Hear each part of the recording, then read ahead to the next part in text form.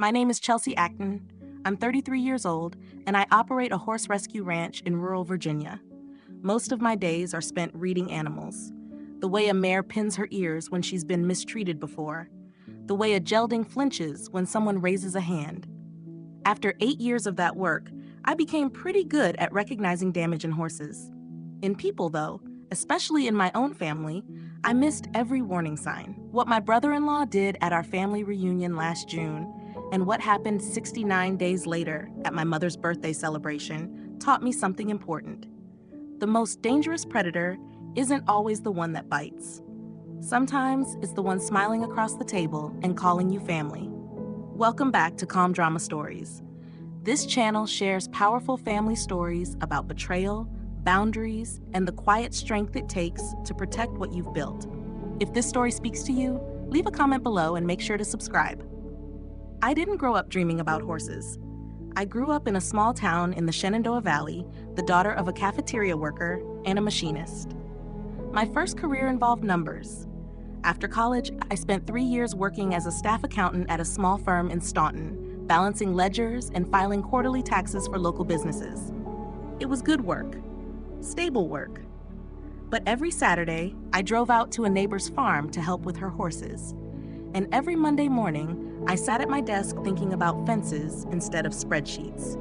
At 25, I found 12 acres with a barn that had more holes than roof. The asking price was low enough that 3 years of savings, along with a small SBA loan, covered the down payment. I signed the paperwork on a Tuesday and started pulling rotten boards off the barn walls that same afternoon.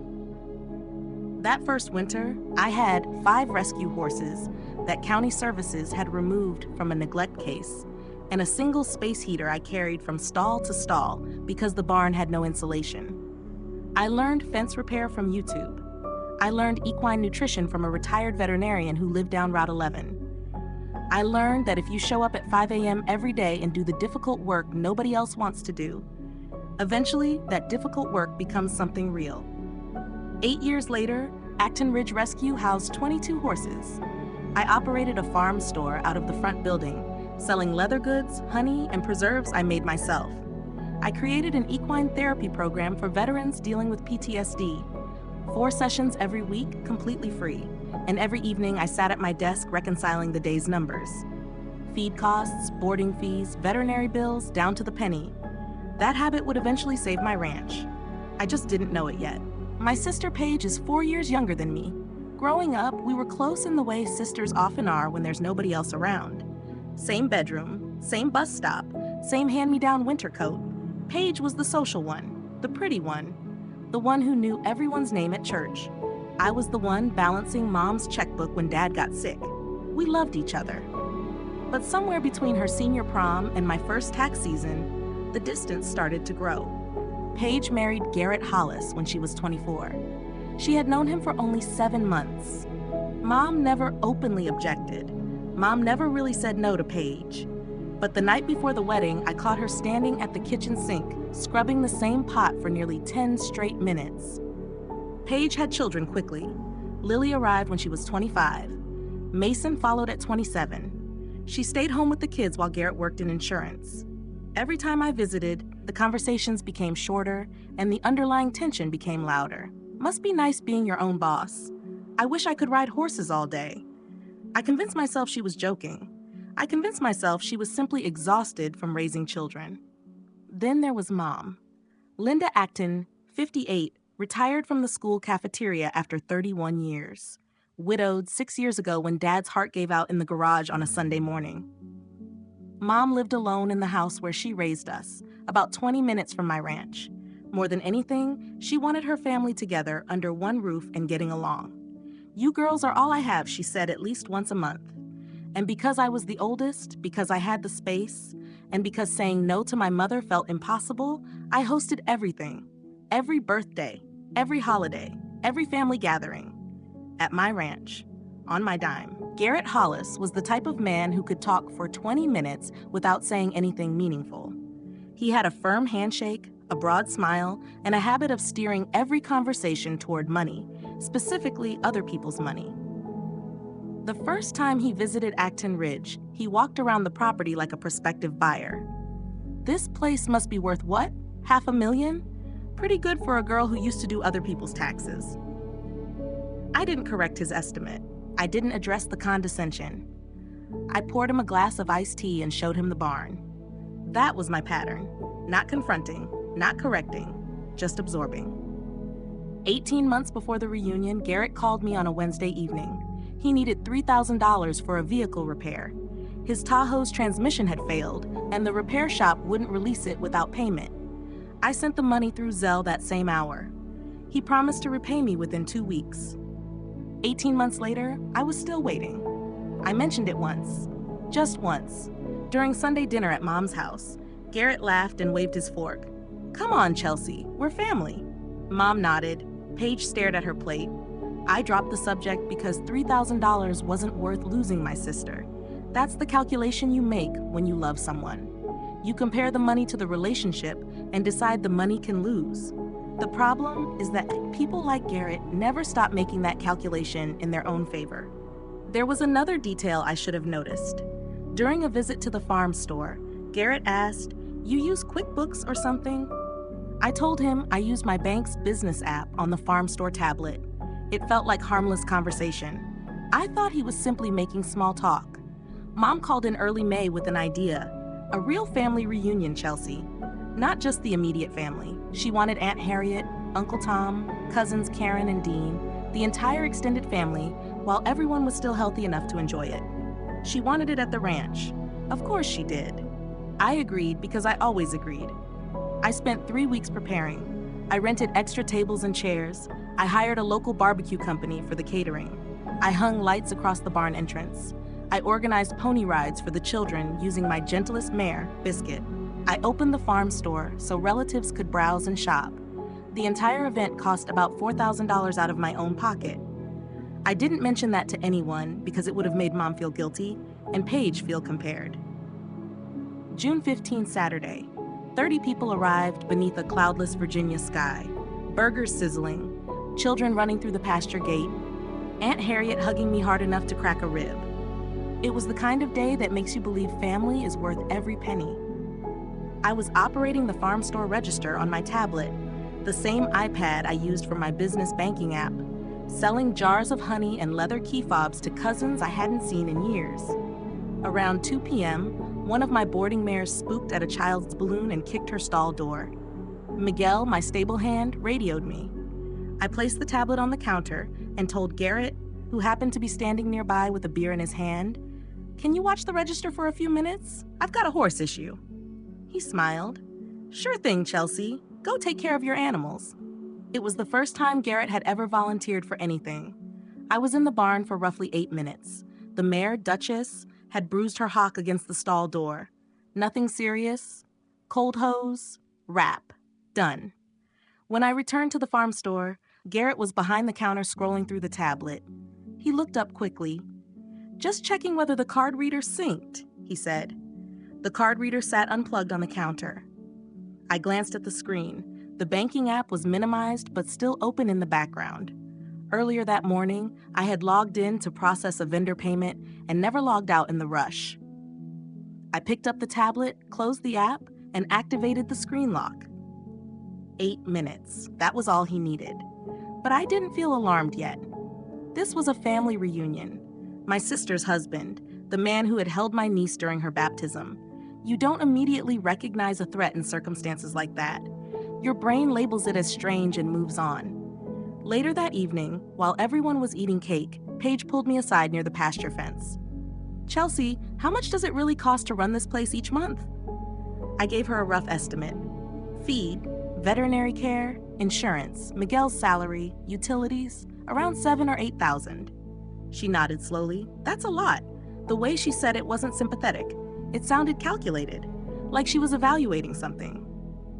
Then Aunt Harriet interrupted us for a family photograph. Paige smiled for the camera. In that picture, we're standing shoulder to shoulder with our arms around each other. Sisters. I still keep that photo on my refrigerator. It reminds me that the people closest to you often have the easiest access to your wallet. Everyone left by 7. I cleaned up alone, which was normal. I swept the barn aisle, stacked rental chairs, dragged trash bags to the dumpster.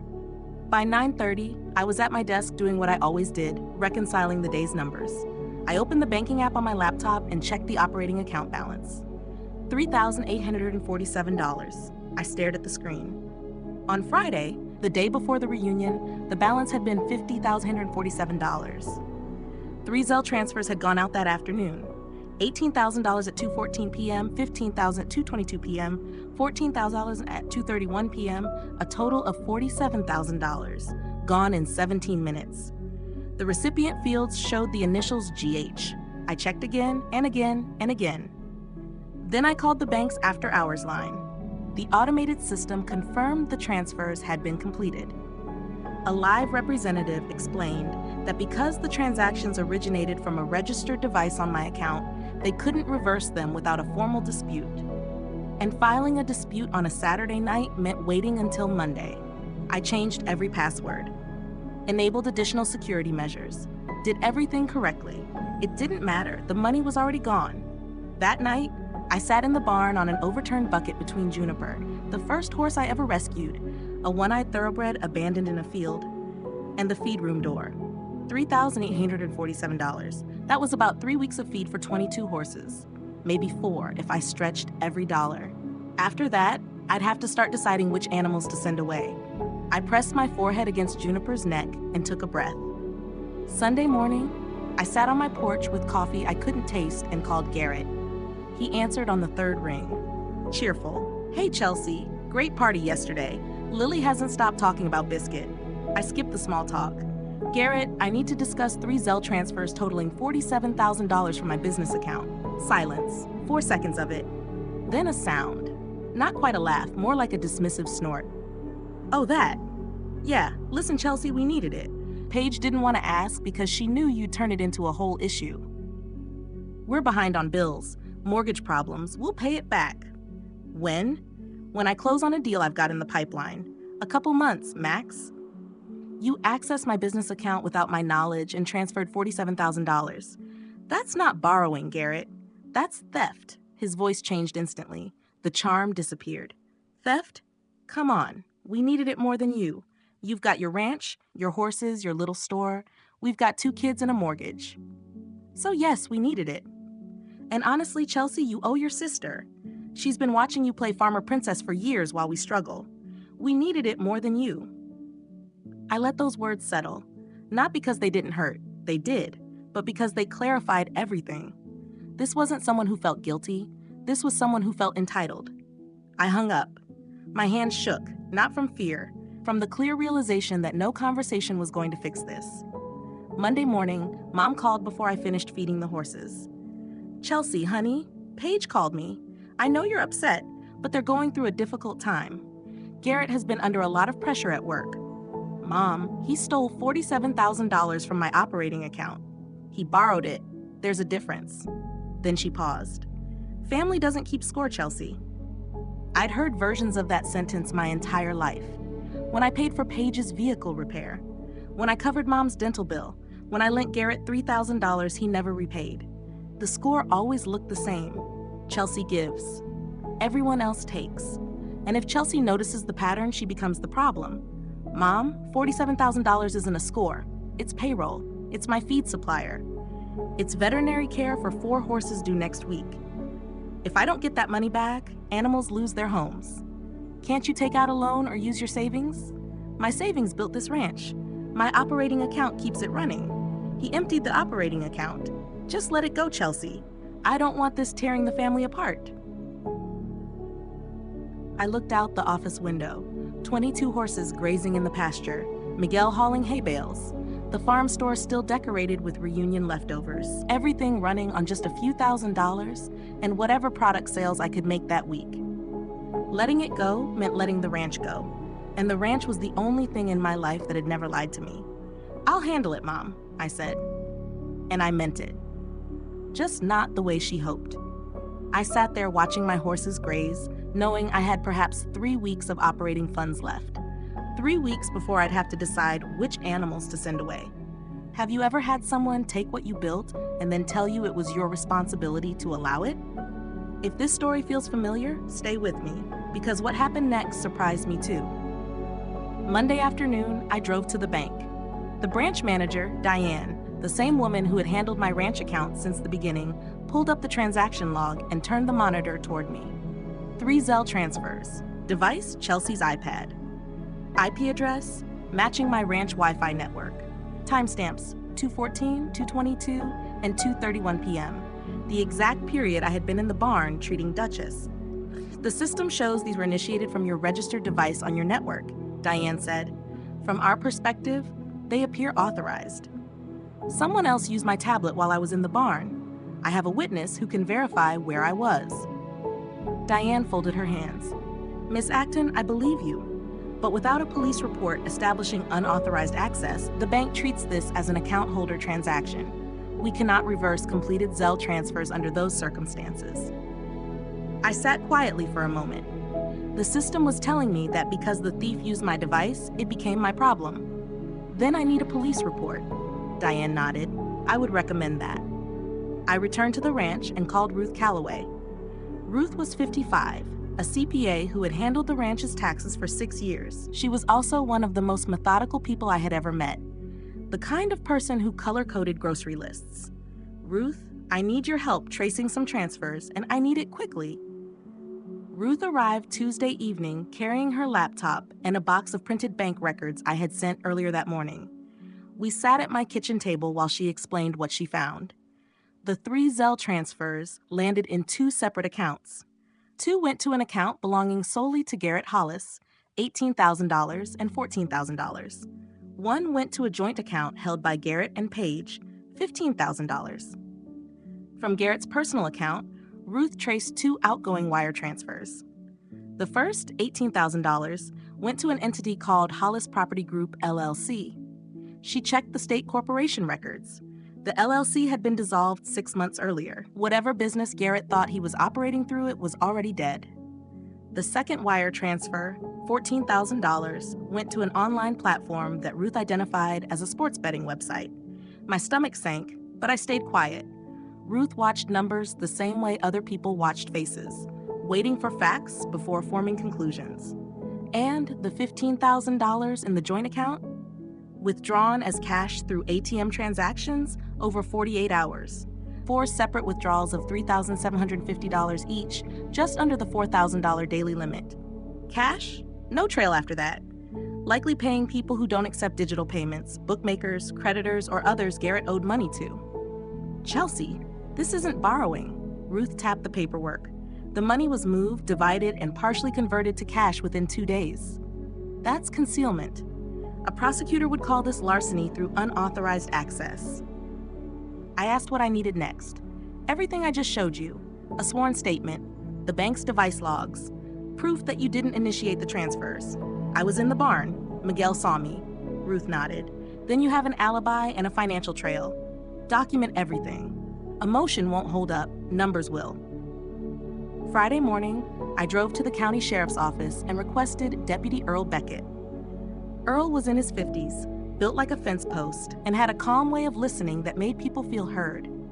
I knew him through the equine therapy program. His son, a Marine veteran, had been one of my earliest participants. We sat in a small interview room while I laid everything out. Bank statements, transaction logs showing the transfers originated from my farm store tablet during the 8-minute window I was in the barn. Ruth's forensic summary tracing the money to a dissolved LLC and a gambling website. Miguel's written statement confirming I was handling a horse emergency during the transfer timestamps. Beckett reviewed every page, making small pencil notes. When he finished, he leaned back. "Ma'am, you've already done half my job." Then he looked directly at me. "You sure you want to pursue this? It's your sister's husband." He took $47,000 from the account that feeds 22 rescue horses. He used part of it for gambling. If I don't recover it, those animals lose their home.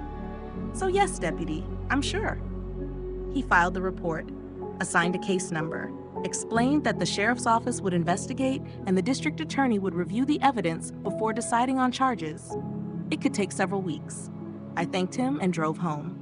On the way, I passed Paige's subdivision. Garrett's silver Tahoe sat in the driveway, the same Tahoe I had paid $3,000 to repair.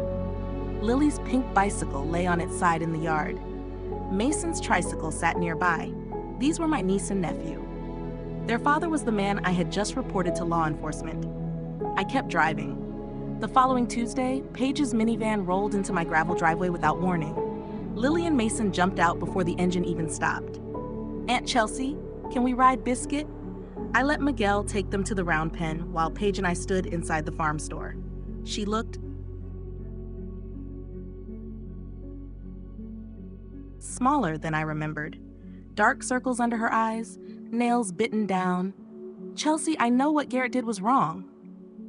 She started with an admission, but it came wrapped in a justification. "But you filed a police report against family. He stole from me, Paige." He was desperate. "You don't understand what it's been like. The bills, collection calls during dinner, mortgage notices showing up every week. He didn't want to ask you because," her voice cracked, "because he's too proud and too foolish." I waited.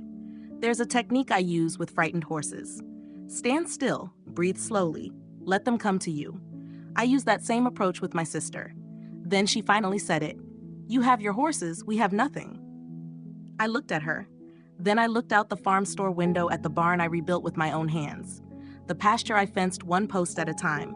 The 22 animals depending on me for food, shelter, and patience nobody had ever given them before. Nothing. She called all of that nothing.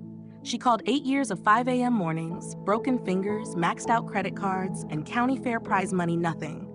Because it wasn't a house in a subdivision with a 2-car garage. Because it smelled like hay instead of air freshener. I had nothing too, Paige. 8 years ago, all I had was a barn with holes in the roof and 5 unwanted horses. I didn't take from anyone. I built. She gathered her children and left without saying goodbye. 3 weeks after the theft, my operating account dropped below $1,000. The next feed delivery was due. $6,200 for hay and grain that would keep 22 horses fed through July. I called my supplier, a man named Dale who had been delivering to me since my second year. "Dale, I need to delay payment for 2 weeks. I've got a situation." Silence. Then he said, "Chelsea, you've never been late. Not once. 2 weeks is fine."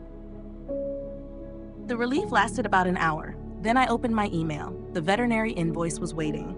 $2,800 for routine wellness checks on 4 horses. Then came the payroll reminder. Miguel's biweekly paycheck, $2,400. I marked everything in the farm store down 20%. Leather wallets, candles, honey jars. In 1 week, I sold $3,100 worth of inventory to walk-in customers and a church group that toured the ranch. That covered Miguel's paycheck and part of the veterinary bill. The equine therapy program became harder to maintain. I postponed the Thursday group.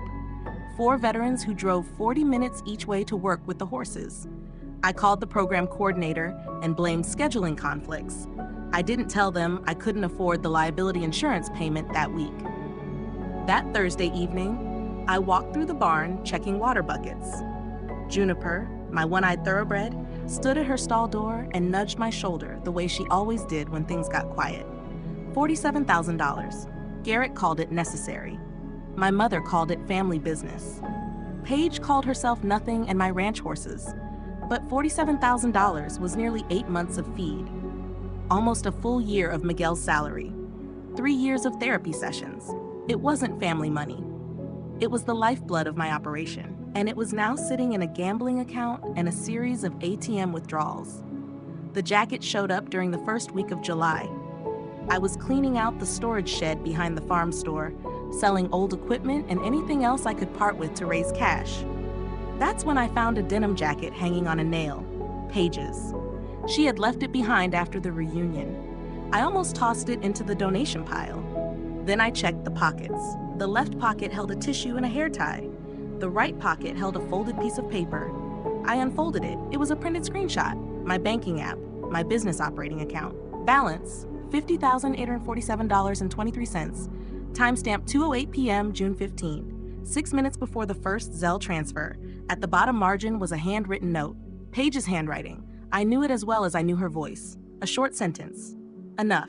G says yes.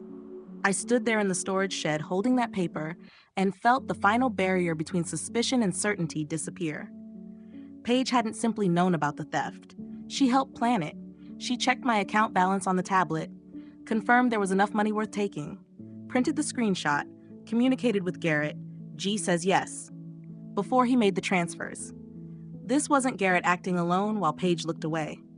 This was coordinated, planned. The sister I had protected my entire life walked into my farm store, checked my account balance, and gave her husband permission to empty it. I folded the paper carefully, placed it in a plastic sleeve, then drove to Ruth's office. Ruth read it twice, then looked up. This changes everything. It's no longer just unauthorized access. This is conspiracy. I drove home, placed the evidence sleeve in my folder, and added another tab. The folder was getting thicker. The following week, Ruth called with the full financial picture. She had traced every outgoing transaction from Garrett's personal accounts over the previous 6 months. The pattern was ugly. Monthly paychecks, about $2,600 after taxes. Then outgoing payments to 3 online betting platforms: poker, sports betting, daily fantasy contests. The amounts grew larger over time. $200, $500, then thousands. By the weeks leading up to the reunion, Garrett was drowning. The dissolved LLC, Hollis Property Group, had been his attempt to flip a foreclosed duplex in Westboro. He purchased it with borrowed money, spent another $15,000 on renovations he couldn't finish, then abandoned the project when a contractor threatened legal action. The LLC dissolution was simply failure catching up with paperwork. He didn't need your money for the kids, Ruth said. He needed it for his addiction. The real estate deal was the excuse. Gambling was the engine. I sat quietly, $47,000 from my horse rescue, transferred through Zelle, split between gambling accounts and cash withdrawals likely used to pay off bookmakers. Does Paige know about the gambling? I asked. Hard to tell from the records alone, Ruth replied, but she definitely knew about the theft. That note proves it. I thought about Lily and Mason. I thought about Paige standing in my farm store saying they had nothing. I thought about Garrett gambling away money meant for horse feed. Then I thought about something else. If nobody in the family knew the truth, Garrett would do this again. To Mom, to Aunt Harriet, to anyone whose account he could access. Picked up my phone and called Deputy Beckett. Deputy, any update from the district attorney? The case is strong, Miss Acton. The DA is reviewing everything now. Should have a decision within the month. My mother's birthday is August 23rd. The whole family will be there. A pause. I see. Mom called in early August. Her birthday was 3 weeks away. She wanted everyone together. No drama, Chelsea. I mean it. You and Paige need to work this out before my party. Mom, this isn't something Paige and I can fix over coffee. There's a police report. The district attorney is reviewing it. A district attorney? She asked. Chelsea, you're going to send your sister's husband to jail? He stole $47,000 and used it for gambling, Mom. Silence. I could hear a game show playing in her living room. Applause from the television. Then she spoke. What did you say? Gambling. Online betting. That's where the money went. Not bills. Not the mortgage. Mom had never heard that part. Garrett told her, and Paige backed him up, that the money was needed for mortgage payments and medical expenses for the kids. The usual sympathy story. He gambled it. Her voice became thin. Ruth traced everything. The bank records confirm it. $18,000 to a betting platform, $14,000 into a failed property investment, $15,000 withdrawn as cash. Mom stayed silent for a long time. When she finally spoke, it was with the voice I remembered from childhood, the voice she used when something broke beyond repair. I didn't know that. I know.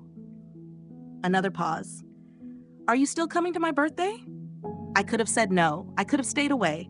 But 22 horses depended on me being willing to face hard situations, and every other door had already been shut in my face. The birthday party was the last one. I'll be there, Mom. 2 weeks before the party, I assembled the folder.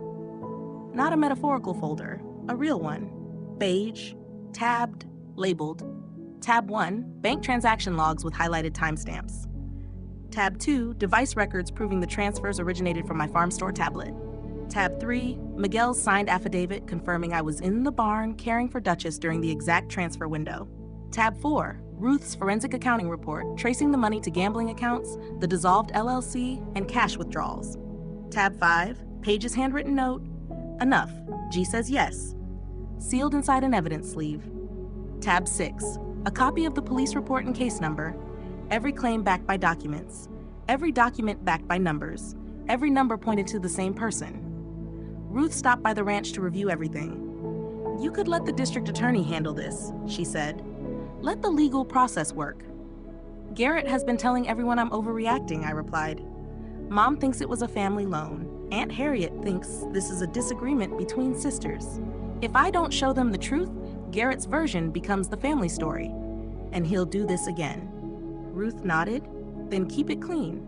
No shouting. No accusations without evidence.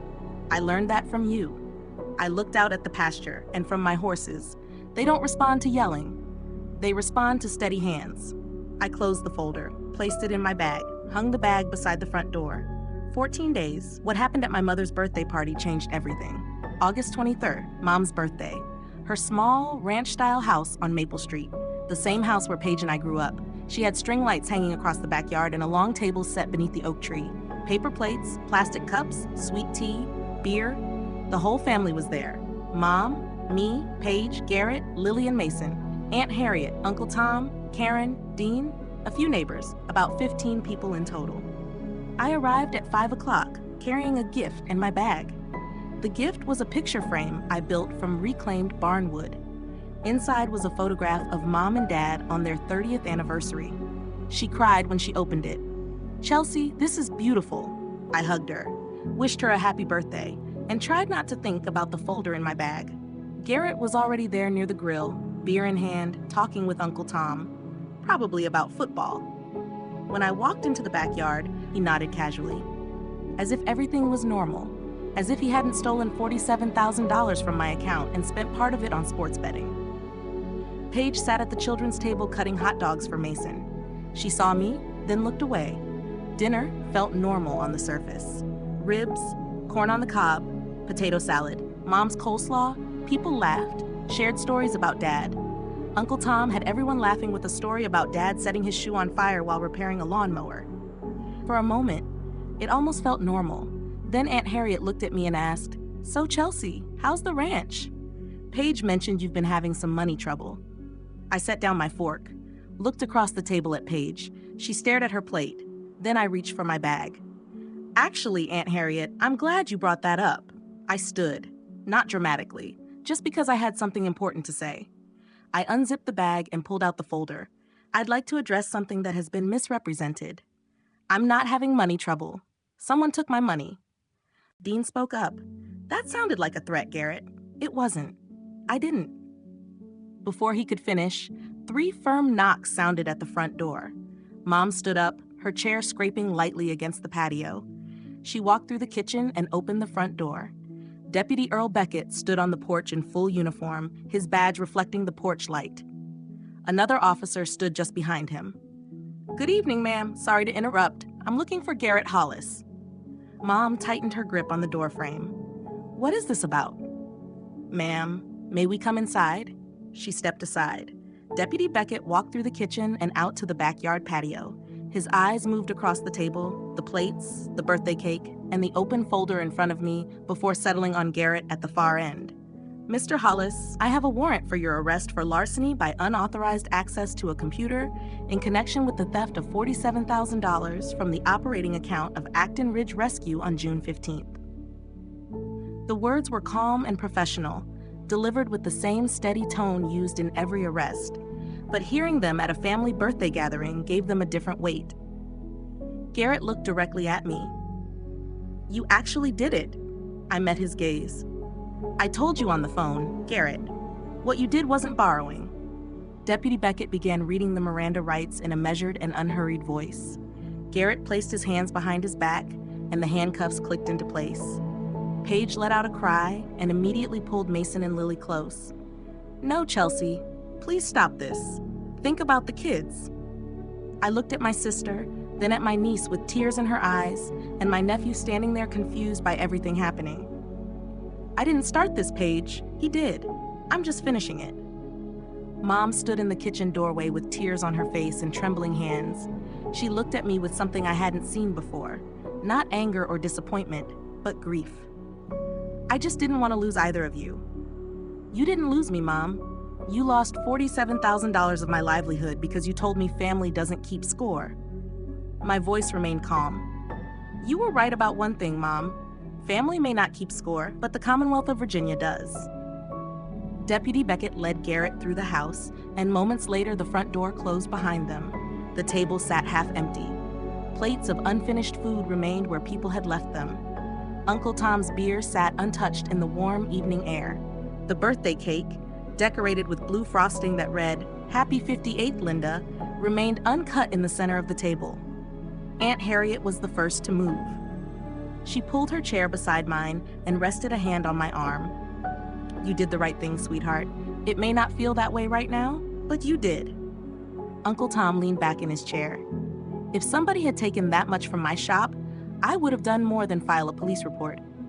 Karen asked how long Garrett's gambling problem had been going on. I shared what Ruth had discovered.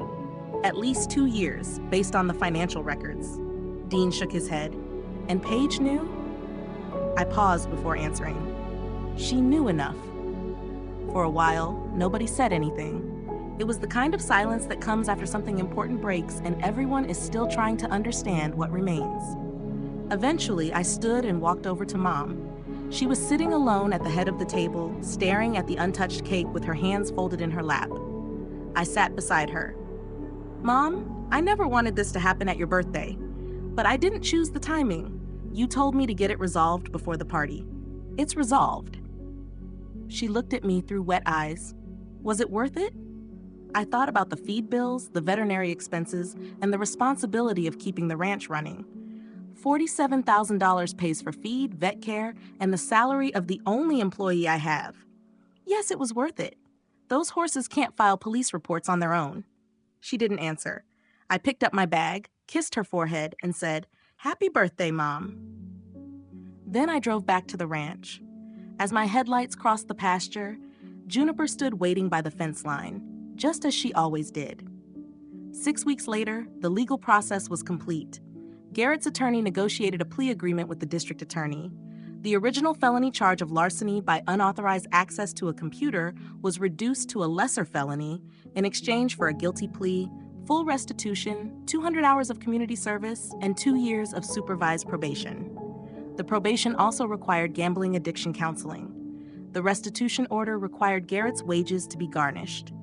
I would receive the full $47,000 back over 3 years, about $1,300 per month.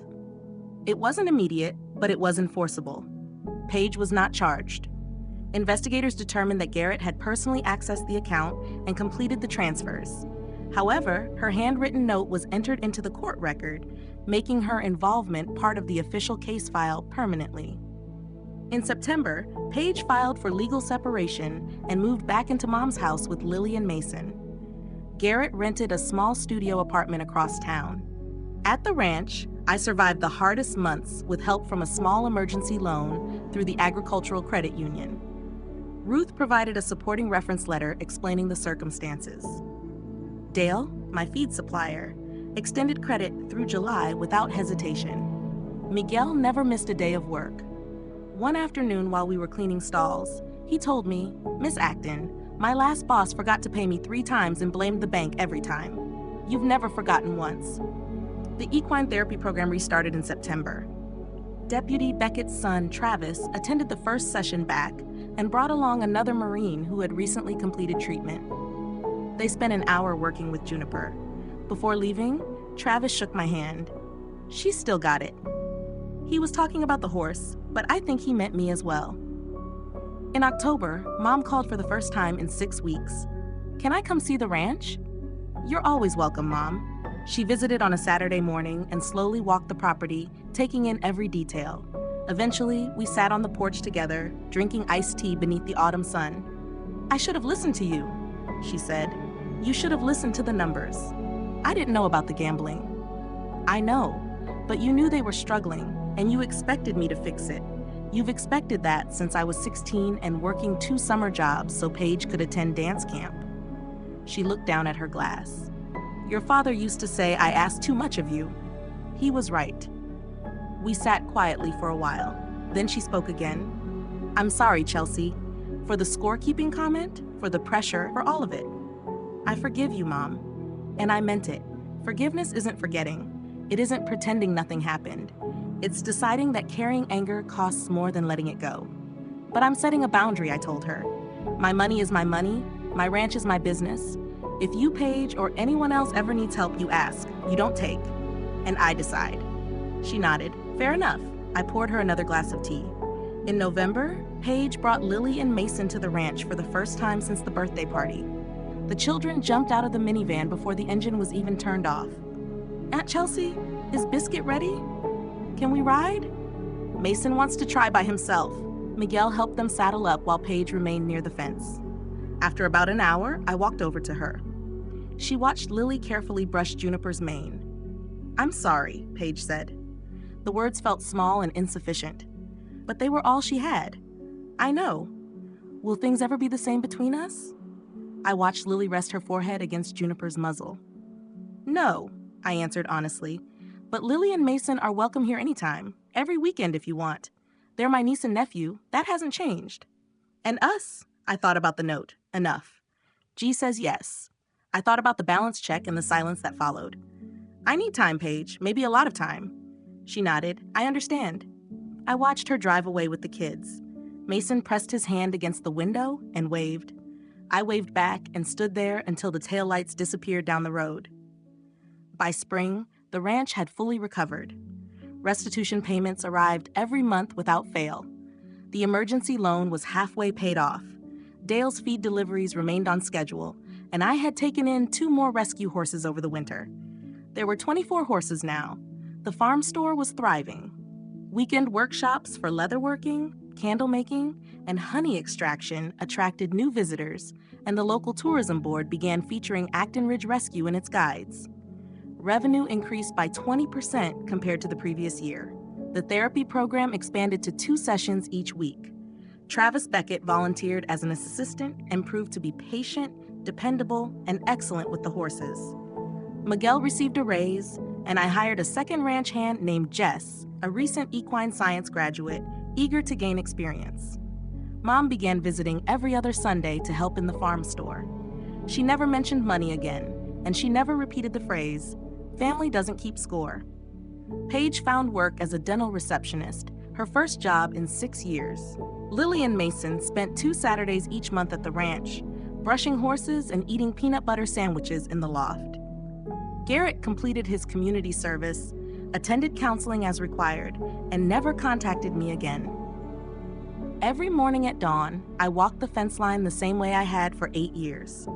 The barn roof no longer leaked, the numbers balanced, the horses were fed. I used to believe being the strong person in the family meant carrying everyone else. It doesn't. Real strength means recognizing when someone is taking from the load instead of helping carry it, and it means having the quiet courage to put that weight down. My ranch survived not because I gave everything away, but because I finally learned what was mine to protect, and I protected it the only way I know how, with steady hands and honest numbers. That's my story. 1 family reunion, 1 emptied account, and 69 days that taught me an important lesson. Family does not mean unlimited access. If this story reminded you that your boundaries deserve protection, even when others call you selfish for having them, share it with someone who needs to hear it. Thank you for watching. Leave a comment, subscribe to the channel, and I'll see you in the next video.